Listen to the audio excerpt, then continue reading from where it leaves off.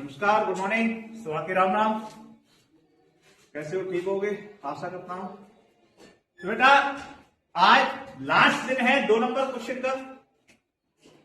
आपके आज 50 क्वेश्चन हो जाएंगे।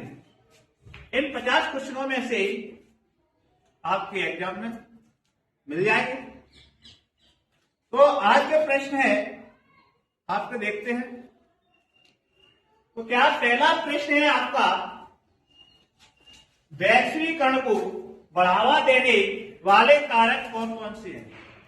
जो कि हम आपको वैश्वीकरण से संबंधित प्रश्न बेटा पढ़ा चुके हैं। वैश्वीकरण को बढ़ावा देने वाले कारक, एक तो हमारा शिक्षा के क्षेत्र में हमें उन्नति करना होगा, विकास करना होगा, यही वैश्वीकरण का हिस्सा है। व्यापार संगठित रूप से चलाना होगा, यह भी वैश्वीकरण का हिस्सा है।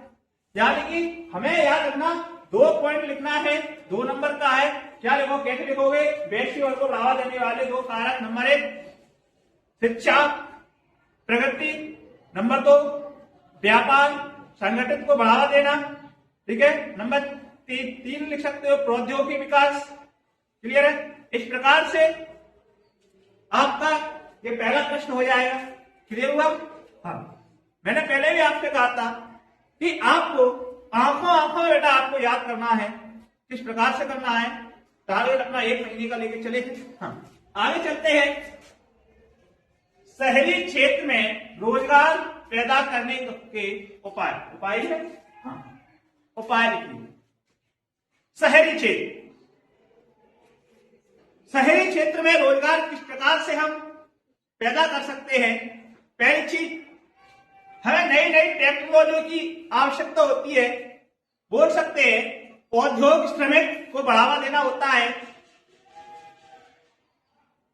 और आपका कौशल पर बहुत ज्यादा टेक्निक बोल सकते हैं, कौशल विकास को बढ़ावा देना, प्रौद्योगिकी का विकास बहुत तेजी से करना। अब ऐसा नहीं है कि सर इसमें भी आपने प्रौद्योगिकी बताया, इसमें फिर एक ही, यानी कि थोड़े मिलते जुलते हैं। समझ में आया आपको? हाँ, प्रौद्योगिकी का विकास करना होता है। इस प्रकार से हमें शहरों में रोजगार पैदा कर सकते हैं। और जो शहर में बच्चा रह रहा है वो तो खुद जानता, थोड़ा देखता होगा शहर में रोजगार किस प्रकार से पैदा किया जाता है। क्लियर हुआ? आगे चलते हैं। शपथ पत्र से क्या आशय है? शपथ पत्र भली बातें जानते हो आप शपथ पत्र क्या होता है, लेकिन जब प्रश्न आता है तो हमें समझ नहीं आता लिखे क्या इसमें। कारण, मुख्य कारण यही है, हम जानते हुए भी अनजान बन जाते हैं। तो शपथ पत्र, जब कभी भी आप कोई कार्य करते हो तो सामने वाला शपथ पत्र बनवाता है। आप जाते हो कोर्ट कचहरी, जो भी कहीं भी जाते हो, वकील के पास बोलते हो शपथ पत्र बना लो। वो क्या करता है? कुछ नहीं करता है, एक पेज देता है, उसका टाइप कर देता है और एक घोषणा से लिख देता है और वही आपको देता है, आप सिग्नेचर कर देते हैं। यही होता है ना? हाँ, तो किस प्रकार से लिखोगे? शपथ पत्र एक लिखित घोषणा है। क्या है? लिखित घोषणा है। तो लिखित घोषणा है शपथ पत्र, इतनी सी बात, जिसमें बेटा कोई आदमी क्या करता है, अपने द्वारा सत्य जानकारी देता है और सीधा सीधा लिखा रहता है। सत्य जानकारी देने पर मानघोषित कर दिया जाए, आपकी कार्रवाई की जा सकती है। अगला है प्रधानमंत्री ग्रामीण सड़क परियोजना से क्या आशय है? प्रधानमंत्री सड़क परियोजना यानी कि ग्रामीण यानी गांव वाली। तो बेटा क्या होता है, ग्रामीण क्या होता है, यानी कि गांव वाली जो सड़कें होती हैं, गांव को कनेक्ट करते हैं। क्या करते हैं? गांव को कनेक्ट करते हैं।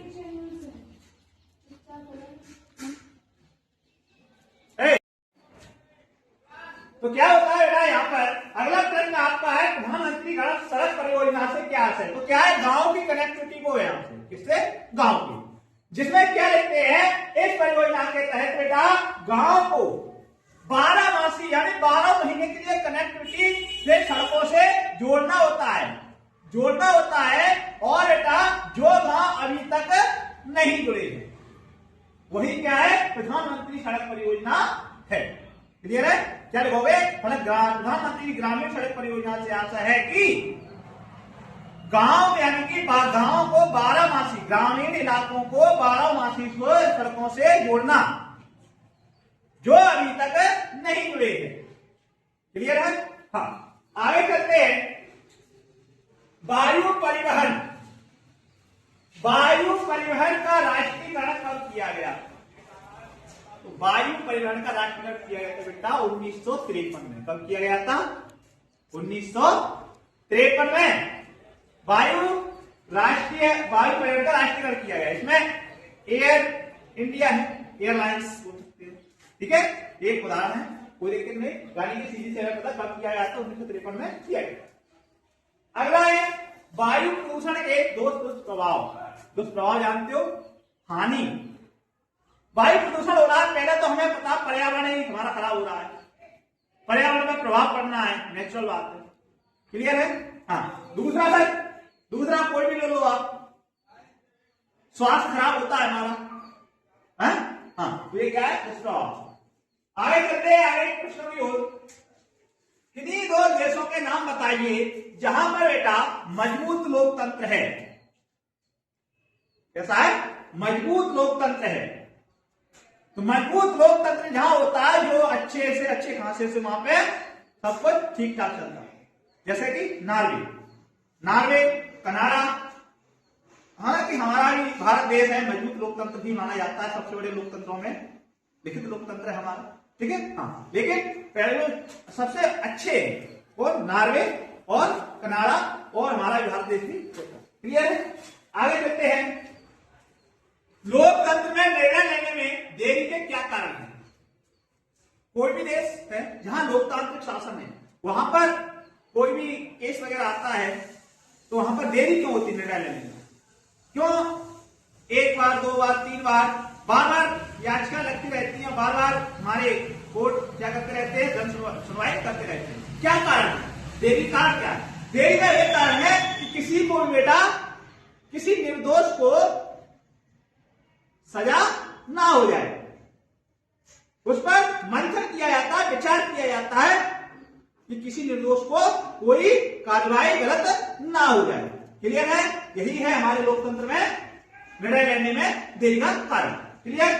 आगे चलते हैं। जमशेदजी जीजो भोये कौन थे? कहीं कहीं जीजो भोये आ जाता है, कहीं आ जाता है जीजो भोमे। तो याद रखना, भोमे आए या भोये आए एक ही बात। क्लियर? तो यानी कौन थे ये? थे बेटा जमशेदजी जीजो भोये थे बेटा, पारसी बुनकर के बेटे थे। कौन थे? पारसी बुनकर के बेटे थे। 2 नंबर में आता है तो क्या लिखोगे? पारसी बुनकर के बेटे थे। और इनके पास क्या होता है कि एक समय क्या होता है कि इनके पास बेटा बहुत सारे जहाज होते हैं, काय के पानी के, जो व्यापार करते थे, स्टील का व्यापार करते थे बेटा। तो यानी बहुत सारे जहाज होते थे, लेकिन हुआ कुछ यूं कि अमेरिका वगैरह है, चीन वगैरह है, इनसे क्या होता है, एक कंपटीशन के तहत इन्होंने क्या हो गया, इनके जहाज खत्म हो गए, बेचने पड़े। ठीक है? हाँ, तो कंपटीशन करोगे या तो फायदा या घाटा। आगे चलते हैं आप। भारत में केंद्र सरकार की तरफ से करेंसी नोट कौन जारी करता है? तो बेटा भारत में केंद्र सरकार की तरफ से करेंसी नोट, जो कि हम जो करेंसी रुपया, अपना रुपया है ना करेंसी, हाँ, तो यानी ये कौन जारी करता है? ये जारी करता है बेटा, कौन करता है? Reserve bank of India. कौन करता है? Reserve bank of India. Clear है? हो गए? तो आज बेटा हो गए आपके 50 क्वेश्चन। तो इन्हीं 50 क्वेश्चनों में से आपको आ जाएंगे। आशा करता हूं आप सभी को समझ आ गए होंगे। तब तक के लिए